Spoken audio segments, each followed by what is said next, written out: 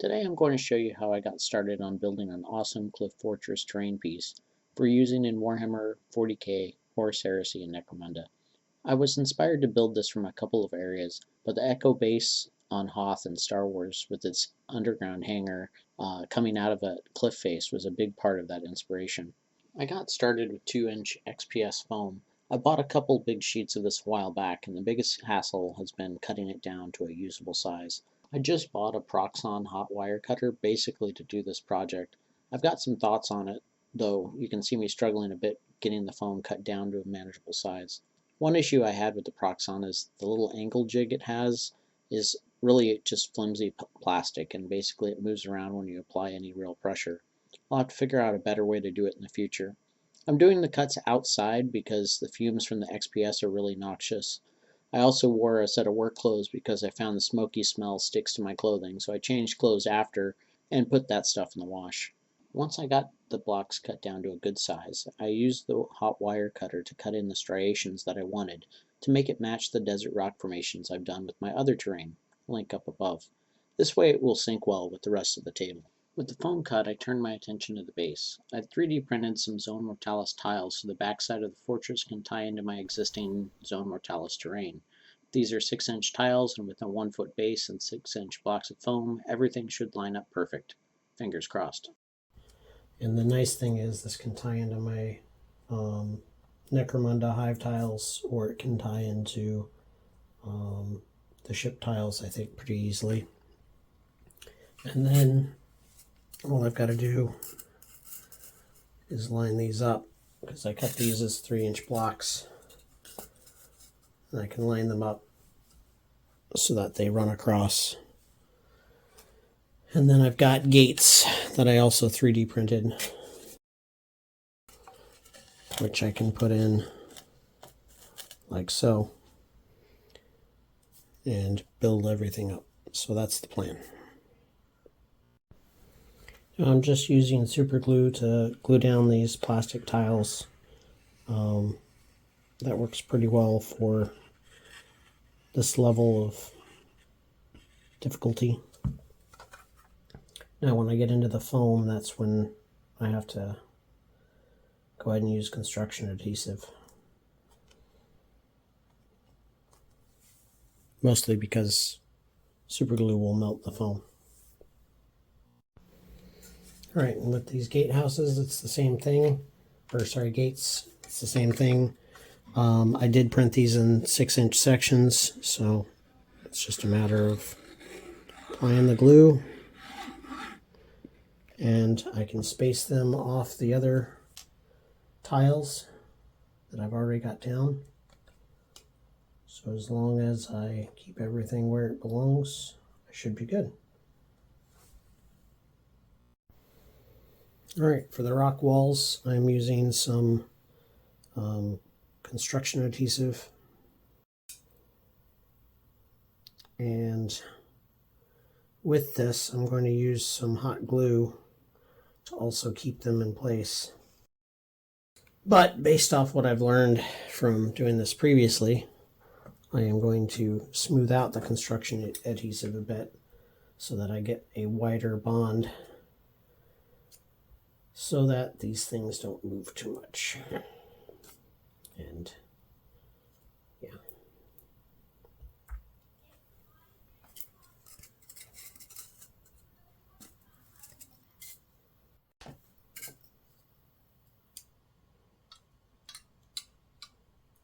And a little bit of hot glue at the corners to basically tack it in.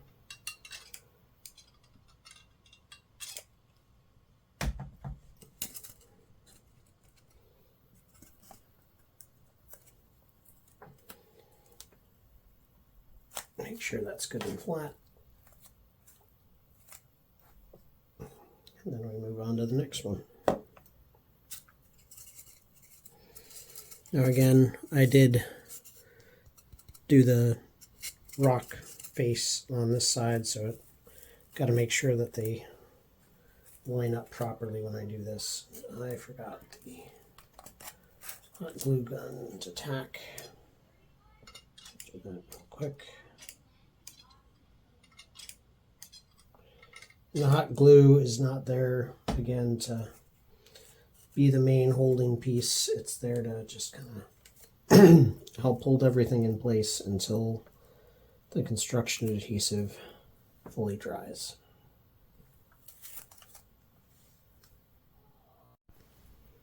Okay, next layer, same thing. We just keep building this up.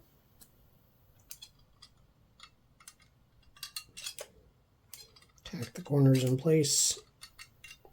Make sure all the details all kind of line up. And then there we go.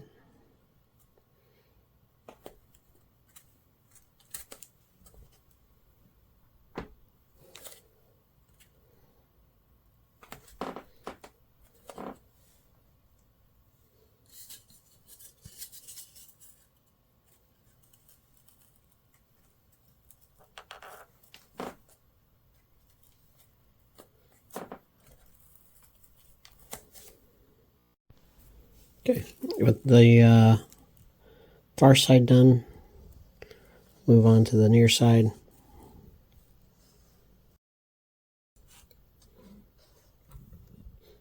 Again, getting the construction adhesive out, and then just matching everything up.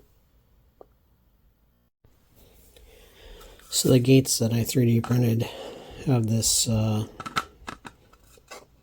Imperial Aquila on it. And they were designed to have a hinge where they could basically open and close like that. I'm not sure I like that. I'm tempted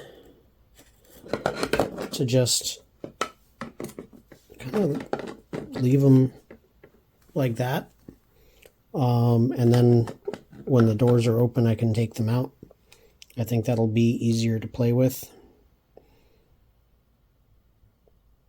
So it's cool when they swing open like that. There's a reason they use like drop doors and stuff in a lot of games, because you block this whole area and you can't put anything back here as well. And then if you had like units there, in theory the doors would swing open and like kill them. So which could be interesting gameplay, but that's not what I'm really going for. So I do like how they look when they're in place.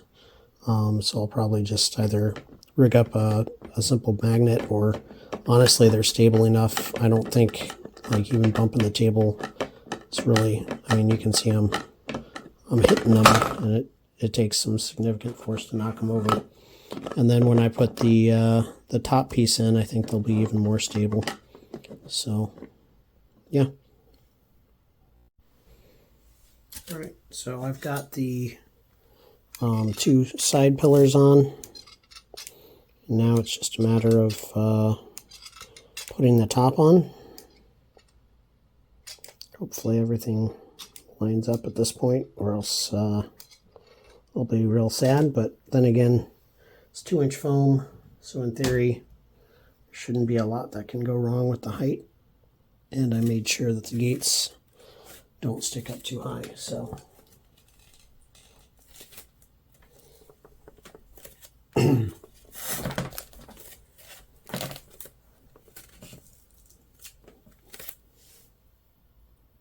there we go.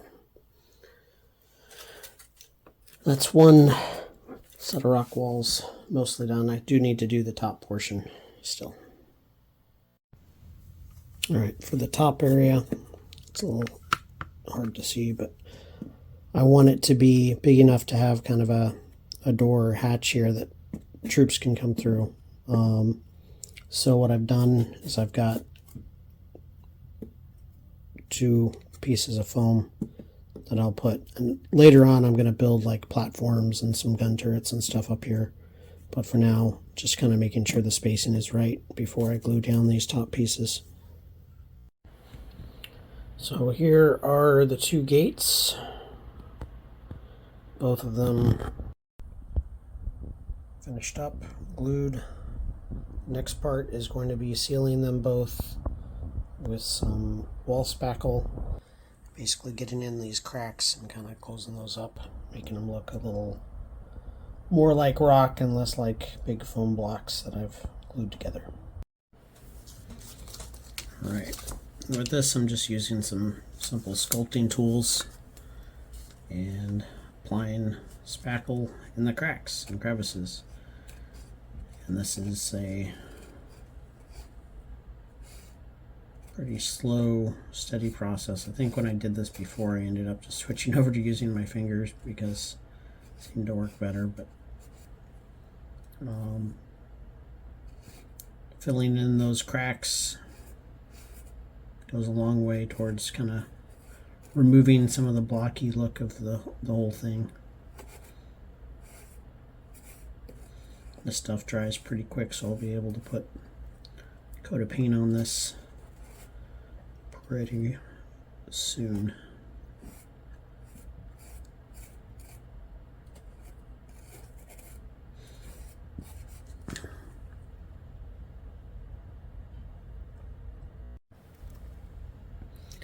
And yeah, I ended up switching just to using my finger because stuff requires a little bit of effort to get it in those cracks, and it likes to stick to the tool more than it does the foam, but getting it in there isn't too bad.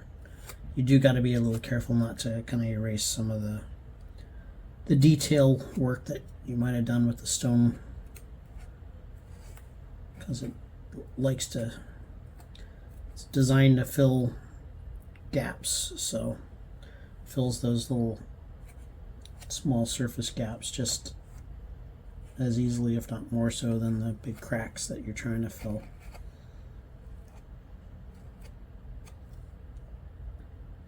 But with a good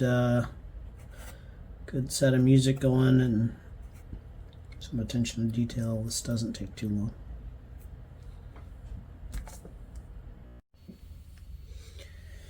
With the front side done, I'm going and doing the back side as well. This is the interior side, so it doesn't need to be as textured, but I'm also using the opportunity to kind of cover over some of the foam texture that I don't like, filling it in, making it a bit smoother so it looks more like carved rock rather than foam. So yeah, this process isn't taking too long. I think it's taken me about 15 minutes to do the front, and it'll probably take me about the same amount of time to do the back. Alright, for the entrance, I looked at a few different options and I decided I'm just going to cover over this front area with spackle. And that is the idea anyway, is to fill it in, make it look a bit more like stone or earth, and kind of match that to the play surface that I have. And with this, I'm not trying to do anything crazy, just trying to fill in those holes, and then I'll seal it over with Mod Podge to make sure it's hard up, so that I don't have to worry about it chipping or breaking. But that should allow me to get a sort of stone or earth looking entryway. I did think about doing some kind of metal plating or something to kind of match the backside, but I thought this would make it blend better into the other play surface. And after all, this is supposed to be a cliffside fortress or something that the interior is separate from what's outside.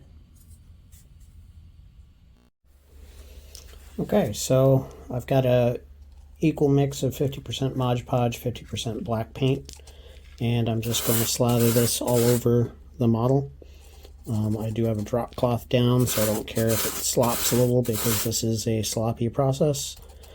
And I'm going to coat the foam everywhere, getting good even coverage, so that it'll hold up to both play, and if I when I use spray paints later on with the model, it'll not eat up my foam and destroy my hard work.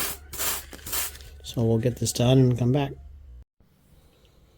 Alright, so with the Mod Podge dry, now what I'm doing is getting a barn red coating on the entire thing. A lot of people like these burnt umber. I like barn red a little bit more for the sandstone look, and that's what I used with my other terrain, so I think that'll fit better. And this is just a matter of getting coverage on the whole thing. It's a lot of paint, but it goes pretty quick. And again, this is sort of the base layer, so it doesn't have to be perfect, it just needs pretty even coverage. Now, I am going to do just the front and back. I'm not going to do the side portion here, because the side portion is going to butt up against either the edge of the board or the other model, so it doesn't really matter. So I'll get this coated and we'll come back to the next step. Okay, so here we are.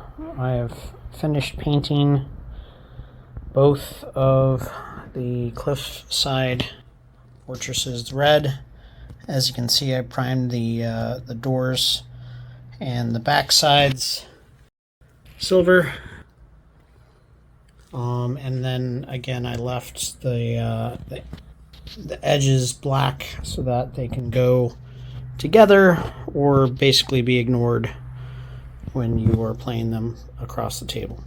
So next part I'm going to do is I'm going to take some khaki craft paint and I'm going to start heavy dry brushing on these to bring out some of the carving details and get more of that sandstone look that I want.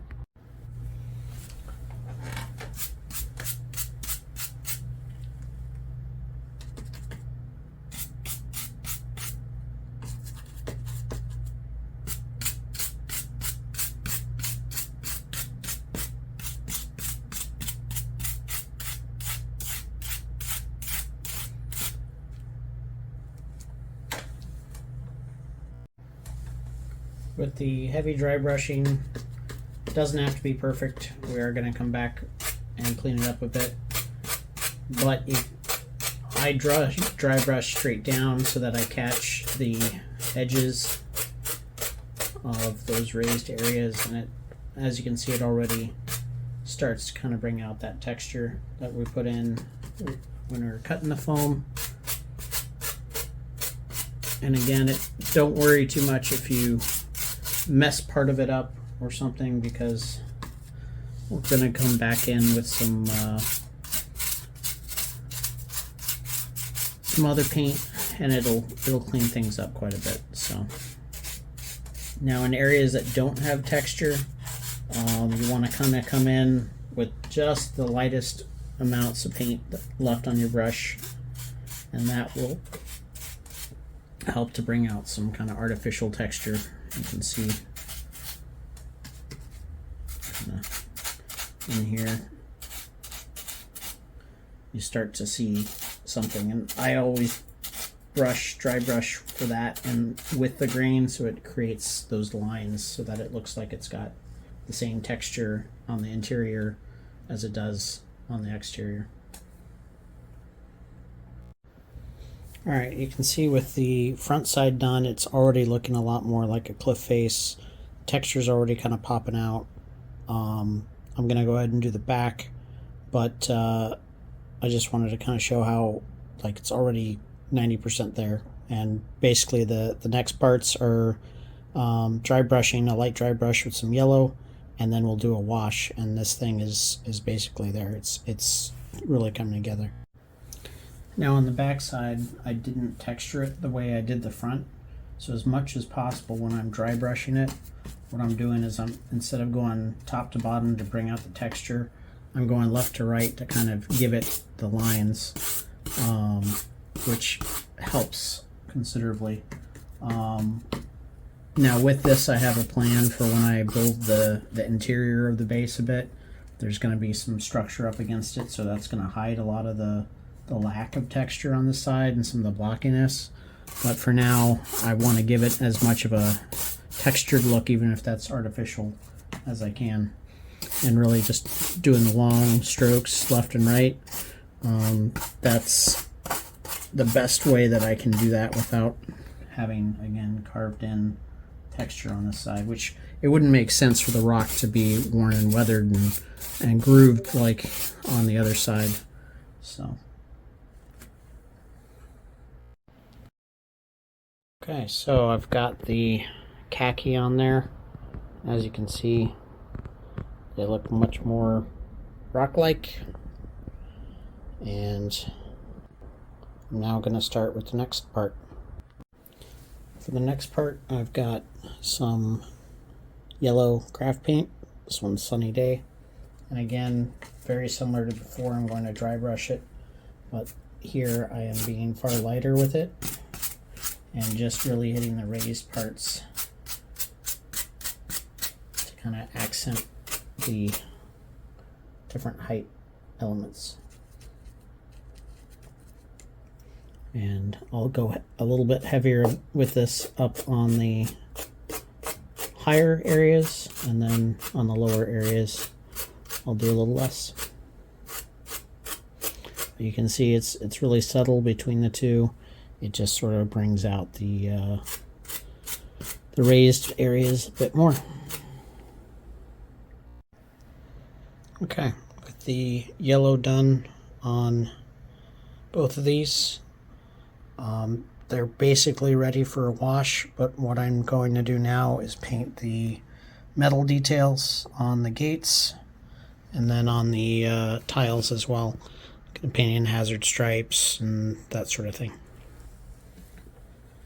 Now with this, the 3D print had a lot of good details, and I'm just trying to paint those and retain those details, and then I'll come back in and add some of my own. I'll paint on some stencils and stuff on the floor tiles as well, but I like that it already had the hazard stripes here, so it's just a matter of painting in the lines here.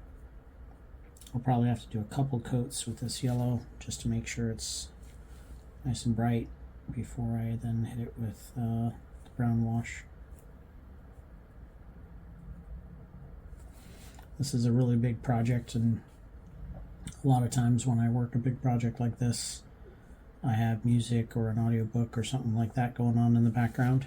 And a lot of times too, especially if it's music, I'm thinking about the stories that I write or the games that I want to run or whatever. And if you happen to be a sci-fi or fantasy fan, I have a variety of books I have written, 45 plus at this point. I think I'm around 45, 46 books, novels. So feel free to check out the links below. And with that, I'll get back to painting this. Okay, so I got the hazard stripes painted on both front and back, and now it's basically ready for some coating with a nice brown wash to darken everything up. So I'll go ahead and get started. Alright, with this I'm just using my homemade brown wash, which is some brown ink or burnt umber ink, some matte medium, and water. And I'm just going to give this thing a nice good coat. What this brown wash will do is settle into all the nooks and crannies. It'll also kind of mute the colors a little bit and just kind of meld everything together visually, and should give me what I'm looking for. Now I did go back and forth thinking about whether I wanted to paint the top here black or paint it like the rock, and I decided to paint it like the rock, even though in my headcanon of this thing the cliff continues up out of sight. This is just the exterior lower part to make it semi-playable, because if it was 20 inches tall or 3 feet tall, I wouldn't be able to one, move it around right, and two, really play on it very well. So, but yeah, I'm going to go ahead and finish up with the brown wash, and we'll come back. Rising up out of the desert, a fortress emerging out of the cliffside. I'm pretty happy with this. I think it does really well. I'm going to do some upgrades to it, especially on the interior and the top, but I like how it ties into my Zone Mortalis tiles. Provides a great transition, and it can be both a choke point for 40k and Horus Heresy, or kind of a set piece for Necromunda. All in all, really happy with how this turned out. Thank you for watching.